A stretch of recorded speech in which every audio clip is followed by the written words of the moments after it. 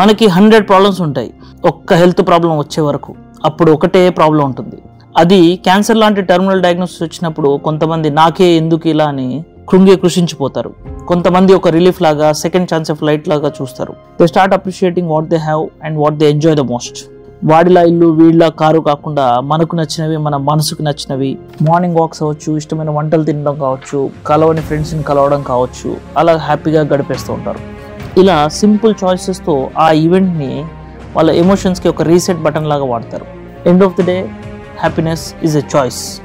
దీన్నే న్యూరలాజికల్ లెవెల్లో స్టడీ చేయడం కోసం స్టాన్ఫర్డ్ సైంటిస్టులు ఒక ఎక్స్పెరిమెంట్ కండక్ట్ చేశారు. దాంట్లో ఫంక్షనల్ ఎంఆర్ఐలో మన యొక్క brain behaviour with they are subjected to positive and negative ఇమేజెస్కి స్టడీ చేశారు. ఈ స్టడీలో తెలిసింది ఏంటంటే యంగ్ ఇండివిజువల్స్ అమిగ్డలా అనే ఎమోషనల్ సెంటర్, ఇది నెగిటివ్ మరియు పాజిటివ్ ఇమేజెస్ రెండింటికి ఫైర్ అయ్యింది. అదే ఎల్డర్లీ అంటే ముసలి వాళ్ళలో అమిగ్డలా ఓన్లీ పాజిటివ్ ఇమేజ్కి మాత్రమే ఫైర్ అయ్యింది. దానికి వాళ్ళు ఇచ్చిన హైపోథసిస్ ఏంటంటే ఎల్డర్లీ పీపుల్ వాళ్ళ ప్రీ ఫ్రాంటల్ కార్టెక్స్ అంటే కోతులకి మనుషులకి డిఫరెన్షియేట్ చేసే ఆ బ్రెయిన్ పార్ట్ నెగిటివ్ స్టిమ్యులస్ని ఉన్నప్పుడు అమిగ్డలాని ఇన్హిబిట్ చేయడం అంటే దాన్ని కంట్రోల్ చేయడము నేర్చుకున్నారు అని.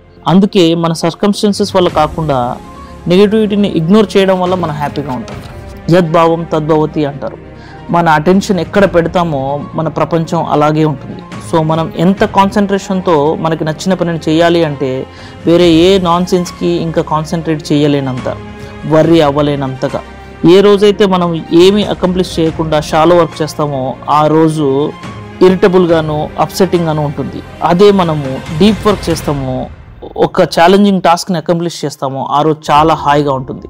అందుకే కేర్ఫుల్గా యూస్ఫుల్ టార్గెట్స్ని సెట్ చేసుకొని ఒక ఫోకస్డ్ లైఫ్ జీవించండి. ఎందుకంటే అంతకు మించింది ఇంకొకటి లేదు.